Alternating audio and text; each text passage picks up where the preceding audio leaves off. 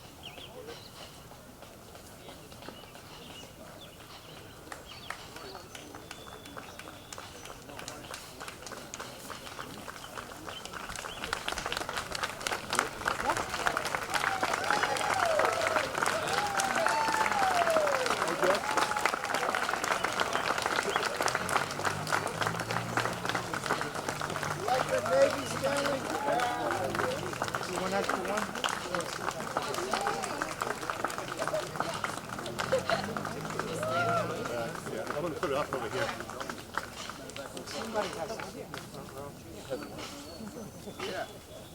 Yeah, that's a good idea.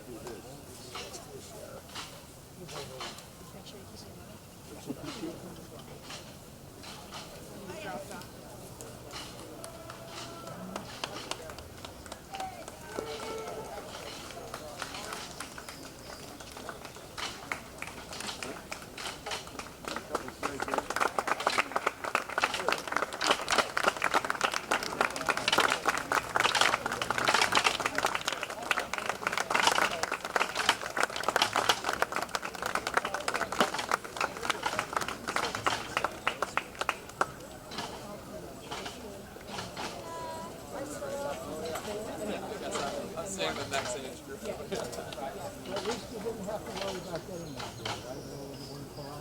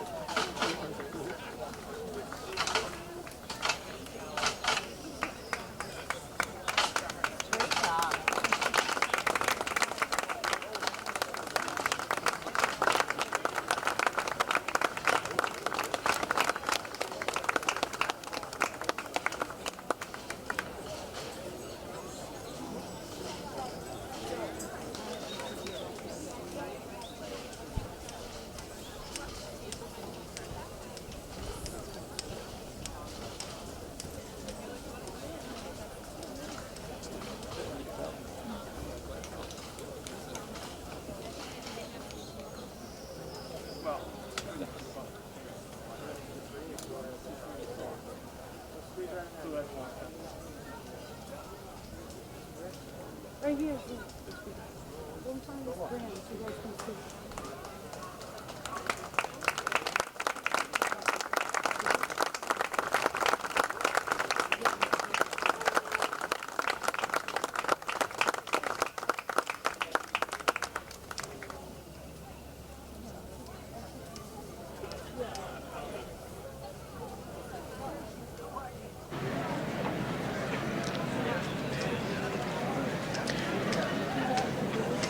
Pode ir pra There's a group right here. Okay.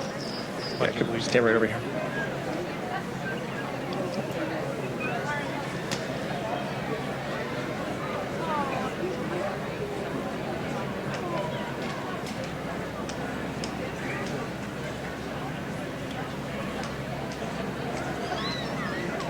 Okay. Good morning, ladies and gentlemen, and welcome to Falmouth. I am Robert Foose, a member of the Falmouth Veterans Council, and I will be your master of ceremony for today's Memorial Day observance. On behalf of the town of Falmouth, I welcome you and thank you for being a part of today's special ceremony and spending a portion of your holiday weekend with us. Unlike Veterans Day, which celebrates all men and women who have served in the United States Armed Forces, Memorial Day remembers and honors the more than 1.3 million service members that made the ultimate sacrifice in service to their country. At this time, I would like to recognize some of the special guests we have with us today, and I ask that you hold your applause until the end.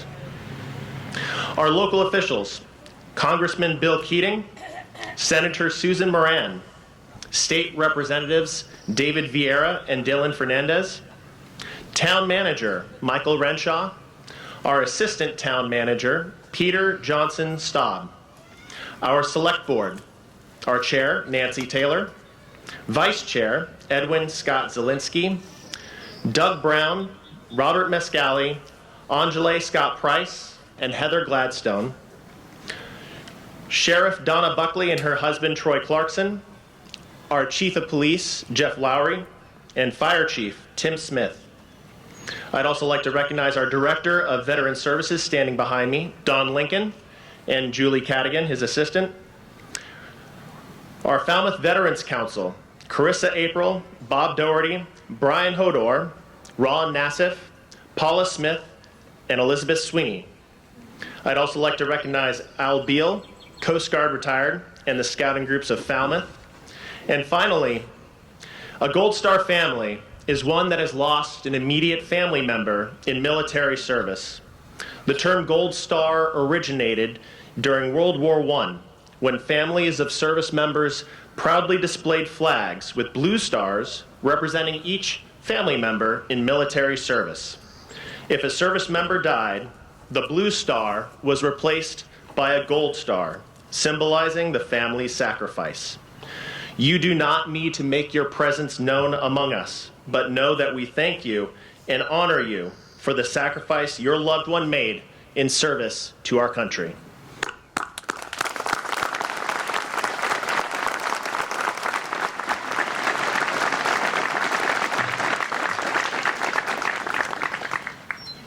Please remain standing for the opening prayer by Reverend Nell Fields of the Ocoit Congregational Church.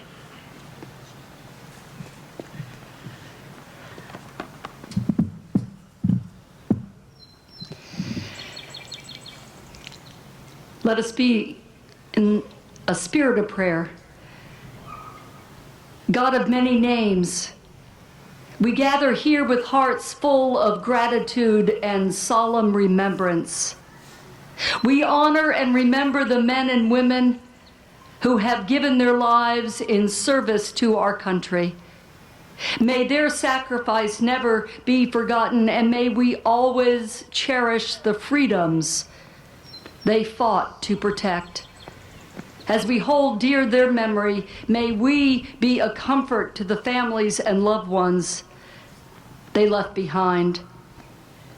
On this day and every day, help us to be stewards of the freedoms we have been given, so we may work toward a world where peace and justice and mercy prevail. Help us to recommit to the pursuit of unity in our lives and in our communities.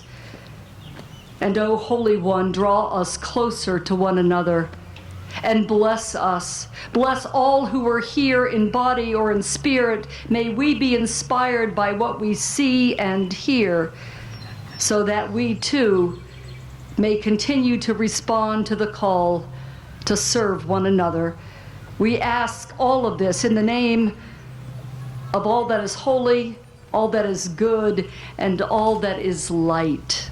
Amen.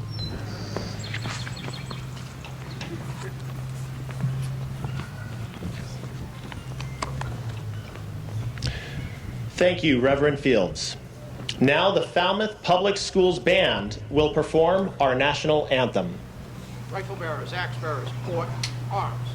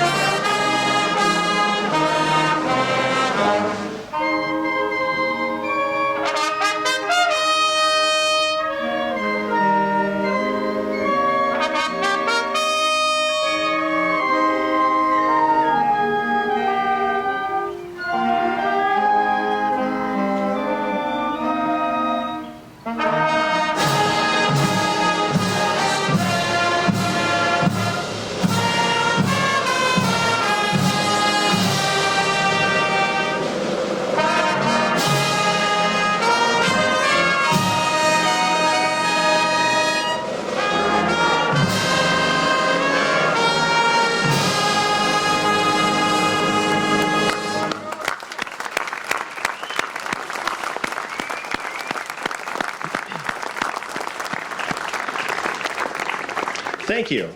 And now the combined Scouts from Falmouth will lead us in the Pledge of Allegiance.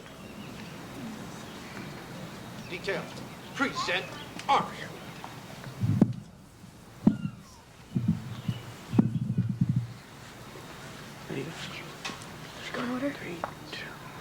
I pledge allegiance to the flag of the United States of America and to the republic for which it stands, one nation, under God, indivisible, with liberty and justice for all.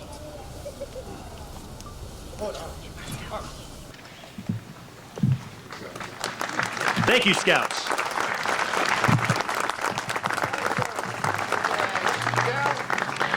Those with seats may be seated. The Brian Baru Pipe Band will now perform Minstrel Boy. Rifle bearers, axe bearers, order, arms.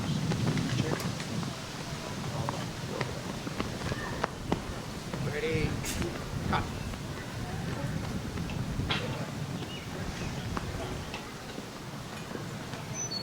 Hooray, rest.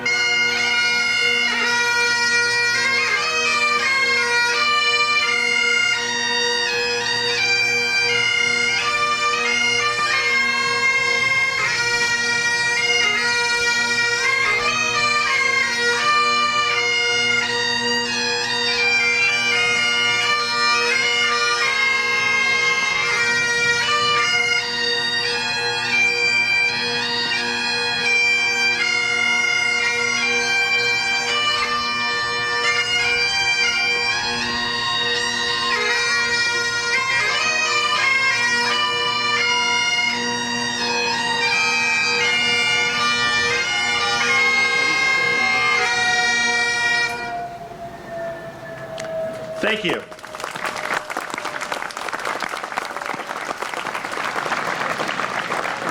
It is my distinct honor to introduce today's keynote speaker, Christopher Hickey, Assistant Director of the Massachusetts National Cemetery Complex in Bourne.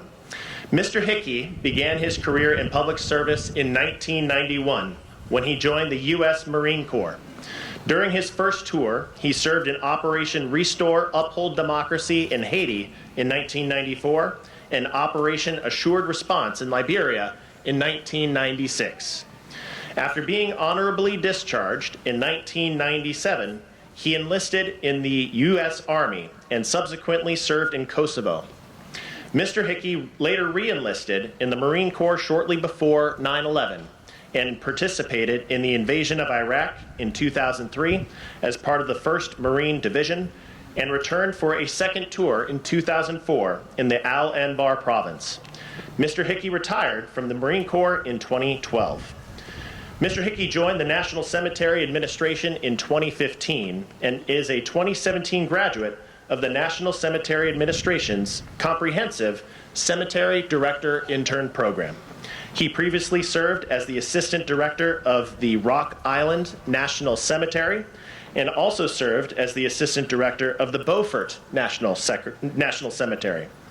Mr. Hickey was named the Assistant Director of the Massachusetts National Cemetery Complex effective November 9th, 2020, and assists the Director with all burial, maintenance, and administrative operations with the facility.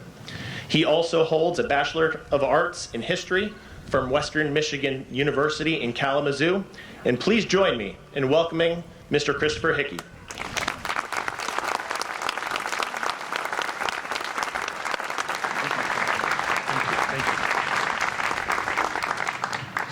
Wow, what a crowd. This is phenomenal. Just to see the community come out to remember our fallen heroes, those that we left behind. And it's just so powerful to see everyone here today. So thank you very much for being here today. Yesterday, as the acting director of Massachusetts National Cemetery, we celebrated our Memorial Day ceremony at the cemetery, and we had probably 600 or 700 at our ceremony, and probably 6,000 or 7,000 visitors throughout the day. And our ceremony was not perfect. In fact, we had our own flyover go over in the middle of my welcoming remarks. And I was told our guest speaker, who works for the Defense POW Accounting Agency, identifying remains of World War II, Korean War, and Vietnam service members who were lost on foreign shores, and the incredible work that she does. But I was told that she went over 40 minutes in the warm sun. So I promise you I will not go that long.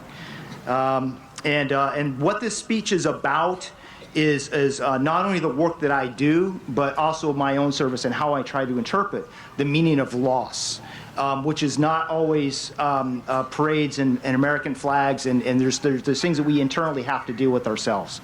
And I also see a lot of Vietnam veterans out here.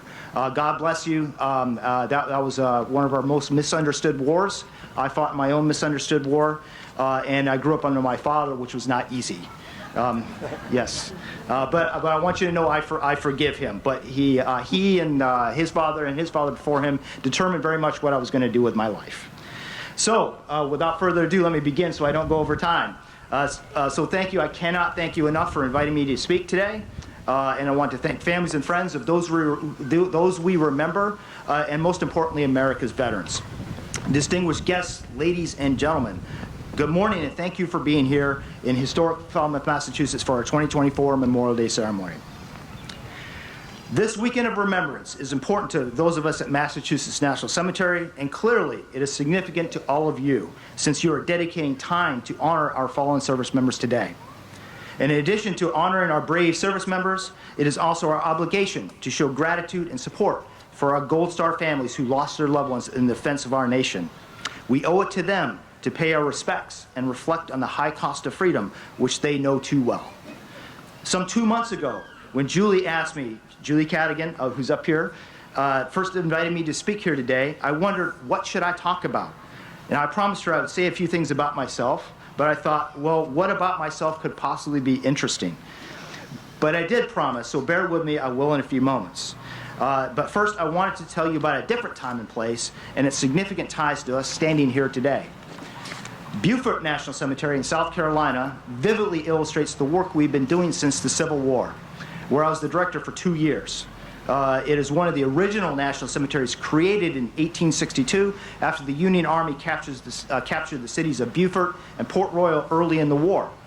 It is also where something known as the Port Royal experiment took place, where teachers from Massachusetts built a school for children of former slaves, which became the birthplace of Reconstruction. And at that cemetery are buried the remains of some 3,000 Union soldiers, half of them unknown, all of which are marked by simple 6 by 6 inch marble blocks with no name but a 4-digit number stamped on top, underneath the shade of majestic sycamore trees draped with Spanish moss. Now, among these unknowns are the remains of soldiers of the all-black 54th Massachusetts who fell during the Battle of Fort Wagner in July 1863. One of them is their commander, Robert Gould Shaw, who fell leading his regiment in that doomed assault.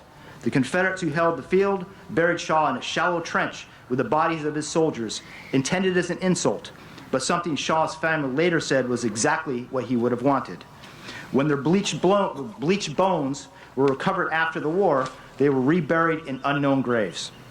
Now, many of them have local ties to here on Cape Cod, all buried with that same block of stone stamped with just a number. Cape Codders, such as Private Silas Garrison, a painter from Chatham, or Sergeant William Henry Whipple, a waiter from Scituate, both killed on that sweltering July day. Another soldier's grave is clearly marked with a name, that of Private Harrison Hurdle, who made fishing baskets right here in Falmouth. He died of consumption at Hilton Head some 2 months after enlisting, consumption being what we now call tuberculosis. Now, in 1987, the remains of 13 Union soldiers were discovered buried in shallow graves on Folly Island, South Carolina. They were identified as members of the 55th Massachusetts, which was sister regiment to the 54th.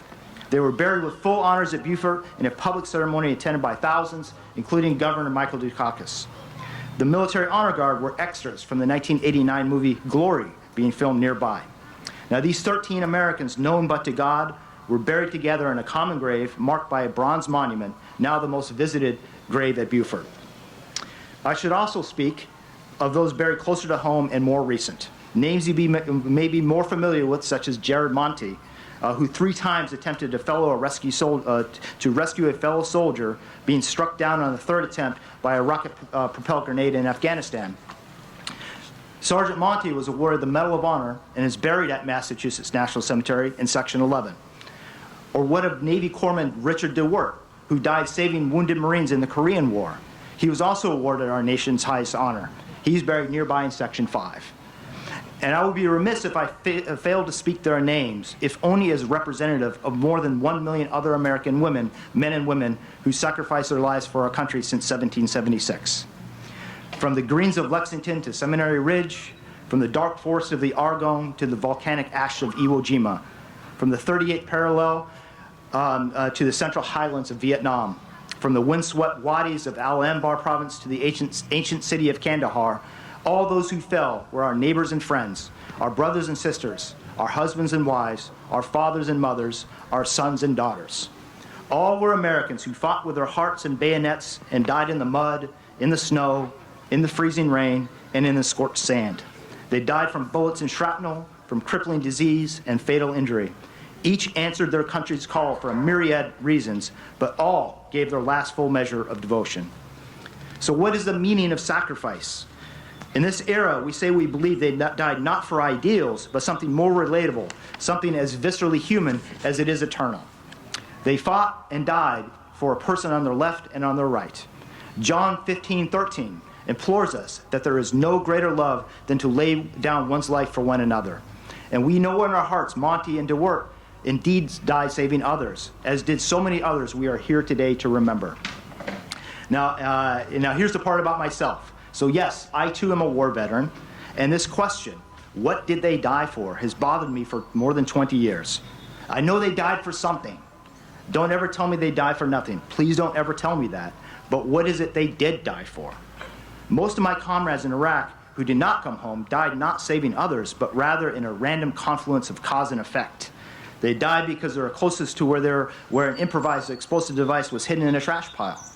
They died because the RPG warhead ricocheted off a stone wall rather than going straight. They died because the landmine did not activate when the first Humvee in the convoy ran over it, or even the second, but detonated on the third. They died because they should have went left and instead went right and were struck down by automatic rifle fire. They died because one Marine went on patrol in place of another, who stayed behind waiting news for his wife giving birth. As I mentioned, when Julie asked me to say some things about myself, I did not know what to say.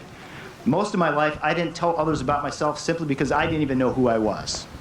But I had a visitor recently who's also up here, close by, who gave me some insight. And I wrote also on stage, but I thought we were going to have a stage.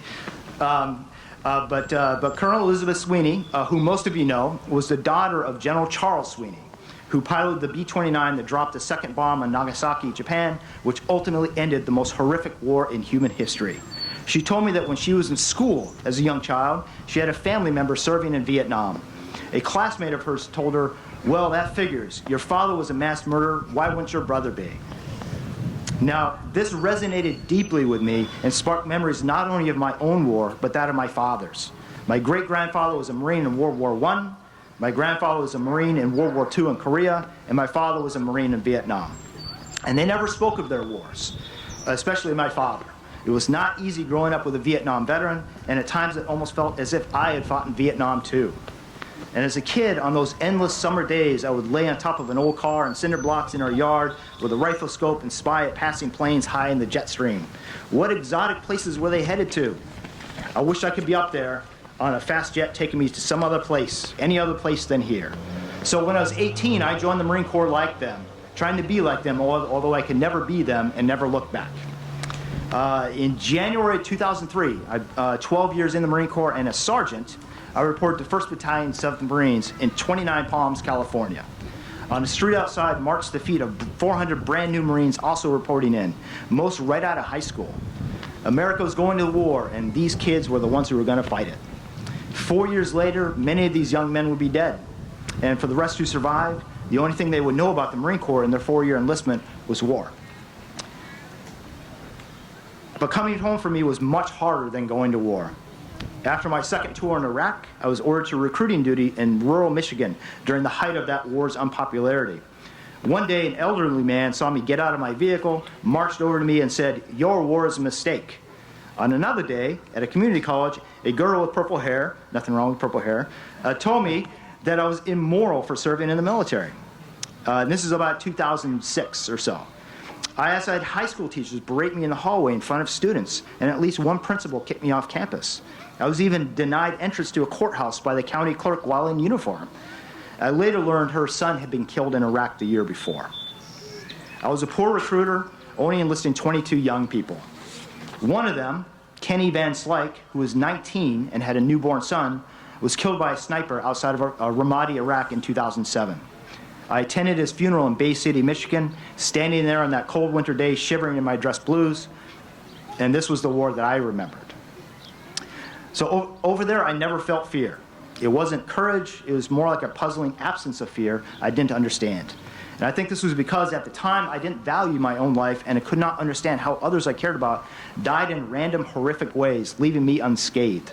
Fear eventually did come, but only much later after I returned home. For me, the ones who died were much better human beings than I was or ever could be. Their value, the crushing tragedy of their loss, was evidenced by what they left behind. Wives, girlfriends, children, loving parents, dreams of a future. I felt like I had none of that back then. So why did they die and why did I survive? It wasn't in my control. So after all these years of asking myself why, I learned it was the wrong question to ask. The question is not why did they die, but rather, why did I live? Or more importantly, what am I doing with my life to honor their memory, to honor myself? The Roman poet Horace once said, forgive me if I pronounce this wrong, it's been a while since I took Latin, dulce et decorum est pro patria mori, or it is sweet and noble to die for one's country. One can read this same inscription on many headstones from the Civil War era, but it fell out of favor for the past century or so and is nearly forgotten today. The historian Drew Gilpin Faust, in her book Republic of Suffering, called this view of death as practicing a good death, founded in religious belief and the acceptance of fate beyond human control. Now, I do not wish to resurrect ideas of sweet, noble death. Death is neither, but life most certainly is, which makes its loss all the more tragic and its example of sacrifice all the more meaningful to those of us who live. Whether those we left behind died because it was God's plan, or random chance, or some other mysterious purpose, the truth is they died for you and I. And since it is we who are alive, it is we who have the duty to live for those left behind. And it is we who must remember them by living in a generous and compassionate spirit for those around us. It is indeed sweet and noble to live for one's country, to live for one another. And as I leave you today, I leave you with this. Please remember those we left behind by living for them. Live for them by living for one another. That, my friends, is the proper method of remembering. So thank you, and God bless you all, and God bless the United States of America. Thank you. Thank you.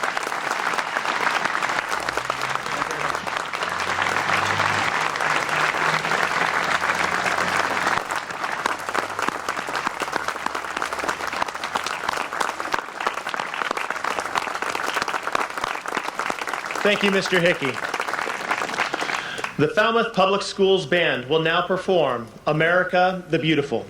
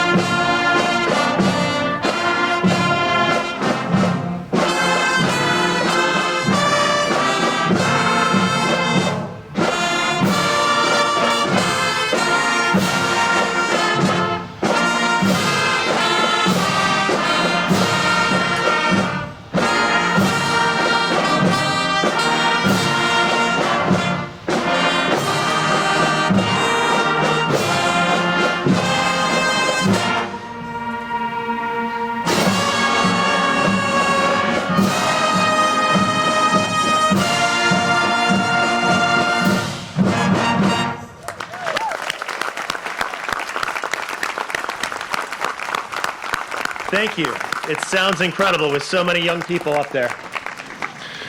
Men and women from Falmouth have fought in each of this nation's wars. For those that have walked the cemeteries around town this weekend, scouts and volunteers have ensured American flags are flying proudly from the tombstones of those who have fought in each conflict, from the most recent wars in Iraq and Afghanistan, all the way back to the Revolutionary War. In the military, a roll call is the reading aloud of the names on the muster roll, and their responses determine who is present or accounted for. When a service member falls in combat, a special roll call is held for them as part of the memorial for the fallen. In the Army, this is referred to as a last roll call, and in the Marines, it's called a final muster. Today, we will conduct a roll call for those laid to rest here on Memorial Lane who gave their lives in service to their country. Will the audience please rise for the Memorial Lane roll call?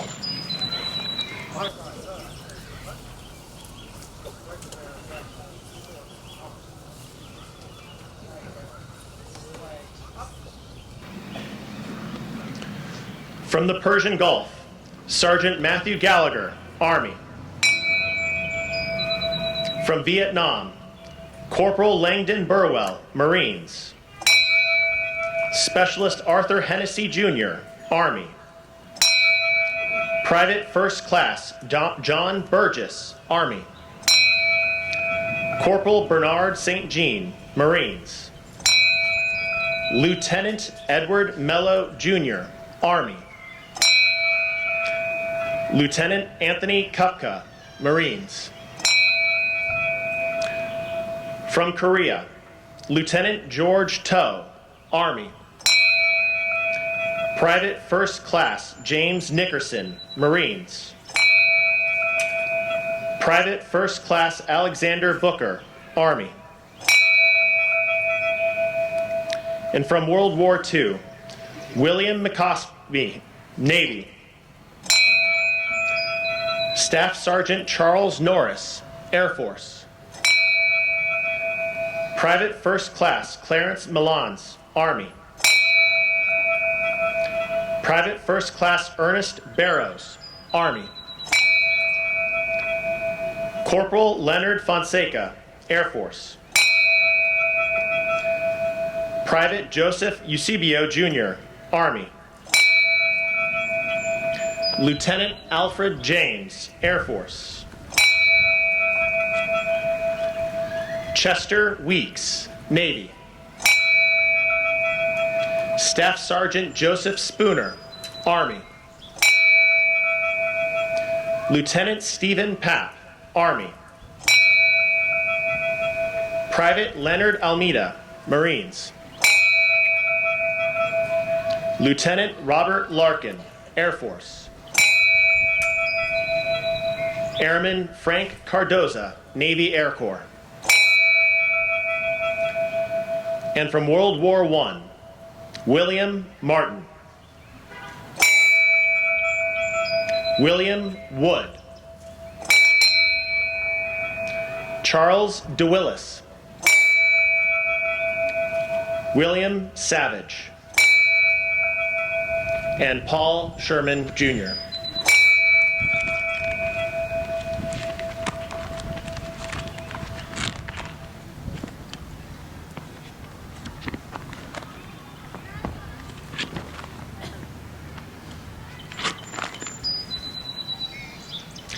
I served in the Coast Guard, and in the seagoing services, we have a saying for those who are no longer in the ranks of the living that they have crossed the bar, referencing Lord Alfred Tennyson's poem of the same name, Crossing the Bar, that I will now read aloud. Sunset and evening star, and one clear call for me, and may there be no moaning of the bar when I put out to sea. But such a tide as moving seems asleep, too full for sound and foam, when that which drew from out the boundless deep turns again home. Twilight and evening bell, and after that the dark, and may there be no sadness of farewell when I embark. For though from out our bourne of time and place the flood may bear me far, I hope to see my pilot face to face when I have crossed the bar. In Falmouth, we have a tradition to share the names of those veterans that have crossed the bar in the past year during our Memorial Day ceremony. To honor these veterans, the Falmouth Genealogical Society compiled a list of Falmouth's fallen heroes based on obituaries in the Falmouth Enterprise. While I ask that you remain standing, please take a seat if you must do so. I will now be joined at the podium by members of the Falmouth Veterans Council, our chair, Carissa April, Brian Hodor, and Paula Smith. And now, Falmouth's fallen heroes. Rifle bearers, axe bearers, shoulder, arms. William Allen II, Marine Corps. Thomas Arnold, Air Force. David Babin, Army. Everett Bagley, Navy. Ernest Baker, Army. Thomas Bales, Army. John Barter, Navy. Rudolph Baumann, Army. William Burka, veteran. Gary Bernhardt, Air Force. Erwin Bearhouse, Army. Fridolin Blanchard Jr., Marine Corps. Richard Bowen, Army National Guard. Fred Bowman, Army. Rich Boyden, Navy. John Brand Jr., Army Reserve. Rich Brianna, Air Force. Anthony Brumal, Navy. Thomas Burke Jr., Air Force. George Cadwallader, Marine Corps. Roger Campbell, U.S. Army and Navy. John Clarkin, Army. John Collins, Army. Henry Corkin Jr., Army. Richard Cosgrove, Navy. John Costa, Air Force. Joseph Costa III, National Guard. Joseph Crowley, Army. Eugene Cullinane, Navy. James Davis, Air Force. Charles Deaton, Marine Corps. Peter Domestico, Marine Corps. Edwin Donnelly III, Army. Frederick Ecker, Air Force. Robert Ellis, Navy. Ronald Erickson, Navy. Antonio Fernandez Jr., Army. Francis Fox, Esquire, Navy. Caleb Frazier, Coast Guard. Robert Fullerton, Army. John Funkhauser, Navy. Leo Furphy, Marine Corps.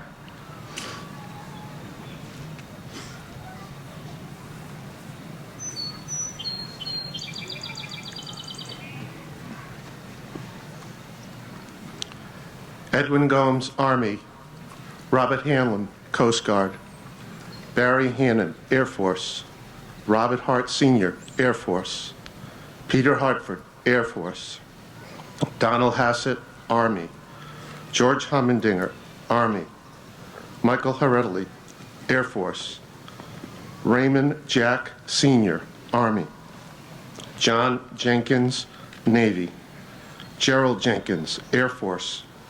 Leo Johnson, Army National Guard. Paul Kelly, Air Force. Robert Kelleher, Army. Nicholas Kenweiss, Navy. Charles Kennendorf, Army. James Kinney, Navy. Harley Kniebel, Navy. Otto Gassenberg, Navy. Ronald Laclasse, Navy. Raymond La Liberté, Coast Guard. Thomas Larkin, Marine Corps. Jerry Lassos, Air Force. Robert Latham, Air Force. William Locke, Army. Donald Long, Marine Corps. William Long, Air Force. David Lupo, Air Force. Donald Mallinson, Coast Guard. Joseph Marchati, Navy. Chester Mayo, Navy. Joseph McCarthy, Army. Stephen McGrath, Navy. Donald McRae, Army. Russell Medeiros, Navy. Joseph Magna, Sr., Army. Alice Melvin, U.S. Navy Waves. Rodney Miranda, Army Marine Corps. Peter Mixon, Army. Mary Mixon, Air National Guard. Robert Mole, Army. Alfred Morton, Air Force. God bless them all.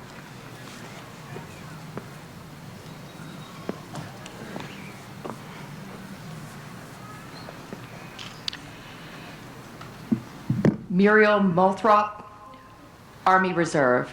Donald O'Brien, Marine Corps. Robert Ottaviano, Air Force. David Parker Jr., Coast Guard. Jesse Parker, Army. Peter Partridge, Navy. Mervyn Perry, Navy.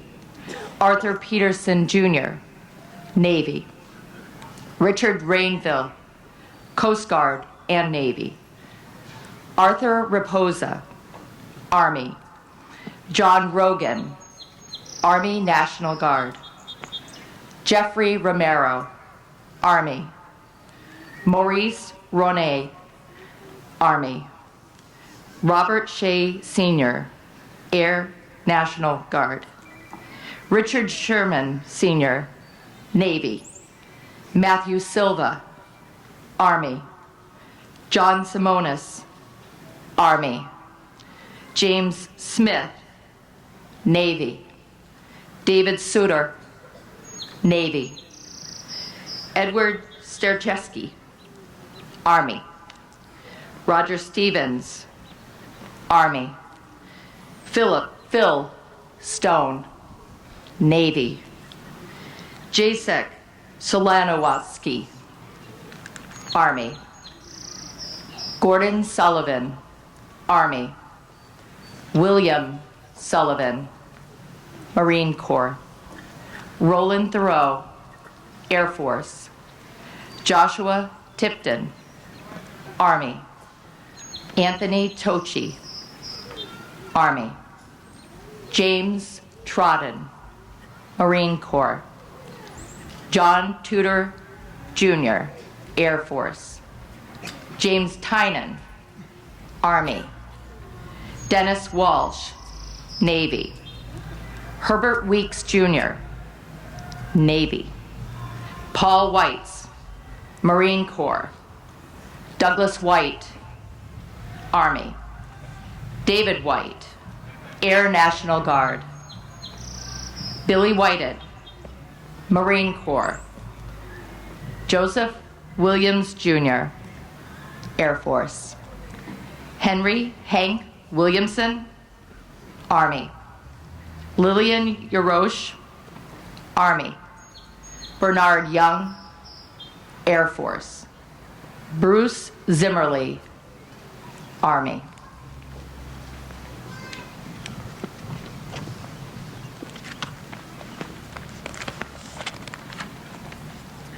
Thank you. The gift of flowers at a memorial site is a ritual that occurs around the world and is understood in every culture. The floral tributes at funerals bespeak both the beauty and brevity of life. Command Sergeant Major Brendan Bowen of the Falmouth Marine Lodge Freemasons will now present flowers while the Brian Boru Pipe Band performs Amazing Grace.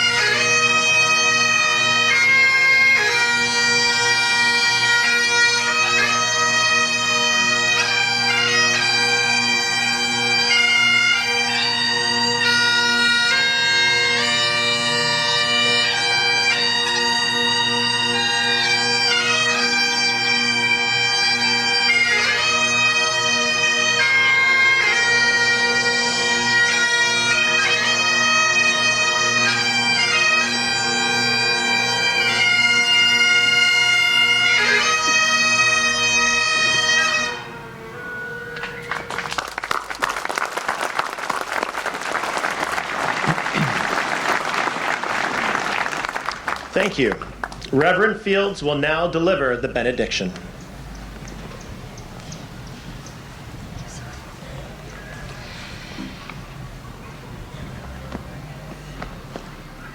Receive these words. May you carry the remembrance of this day in gratitude, and may the service of others inspire you to sow seeds of kindness and mercy in all that you do. May God bless you and keep you. May God's face shine upon you and be gracious to you, and may God give you peace. Go in love.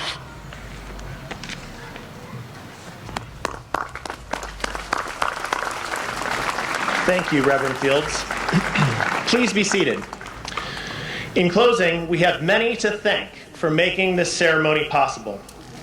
Thank you to today's performers, the Falmouth Public Schools Band and the Brian Boru Pipe Band. You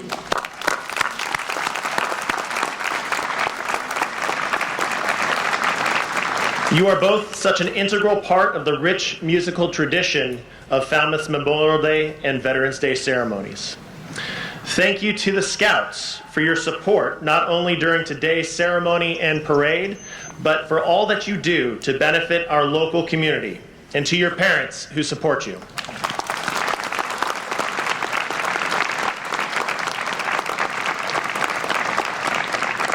Thank you to Val's Floral Design Studio for donating the flowers on Memorial Lane and the Deacons Avenue ceremony.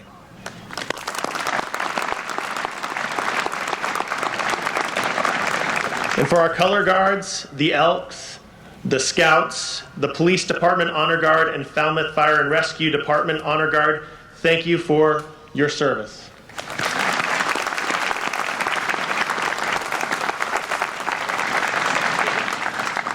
I would also like to thank the Police Department for making the roads safe for the procession from the town green, and the fire department for the amazing flag flying here on the west side.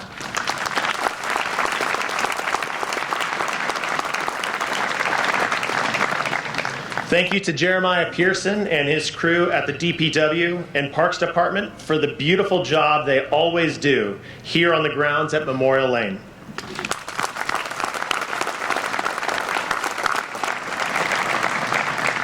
And a special thank you again for Ralph Wadley and Tim Martin of the Falmouth Genealogical Society for researching and preparing the names of Falmouth's fallen heroes.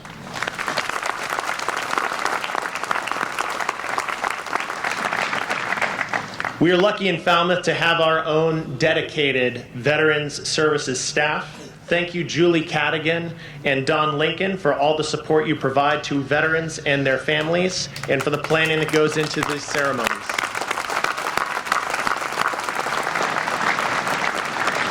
I would also like to say a special thank you to Don Lincoln, who is retiring this August after many years serving this community. Thank you, Don.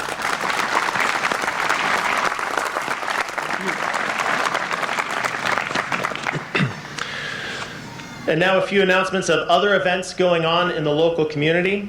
Thanks to the generous sponsorship of Duffney Builders, Skylark will offer a free community concert at the Lawrence School at 3 p.m. this afternoon.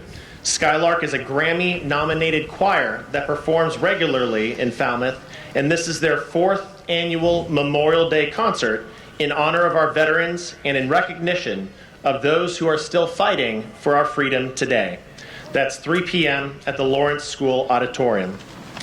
There will also be a light lunch served at the Elks Lodge at 140 Palmer Avenue, sponsored by the Falmouth chapter of the Disabled American Veterans, DAV. At noon, there will be the laying of the wreath ceremony at the Sailors Memorial with the United States Coast Guard and Sea Scouts, located on Deacons Avenue by the harbor. We also have a new Falmouth Community Veterans Center who is celebrating an open house today. They are located at the old Senior Center at 300 Dillingham Avenue, and you've got to see it to believe it. The renovations were just phenomenal. Also, in honor of the 80th anniversary of D-Day, there will be a presentation about the preparation that took place at Washburn Island. This presentation will be at 10 a.m. at the Wacoit Bay Yacht Club on June 6th, followed by a wreath-laying ceremony at 11:30. Again, that's on June 6th. And finally, thank you. We are always blown away by how many come to observe Memorial Day and Veterans Day with us here on Memorial Lane, rain or shine. Please give yourselves a round of applause.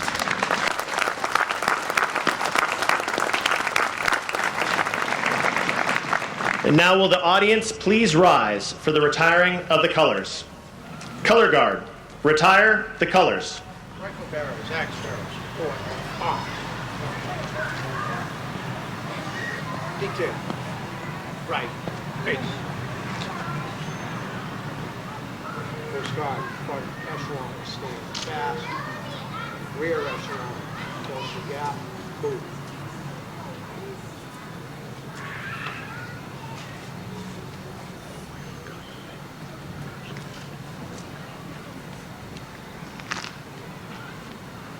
Detail. Forward, march. Clearance on that side.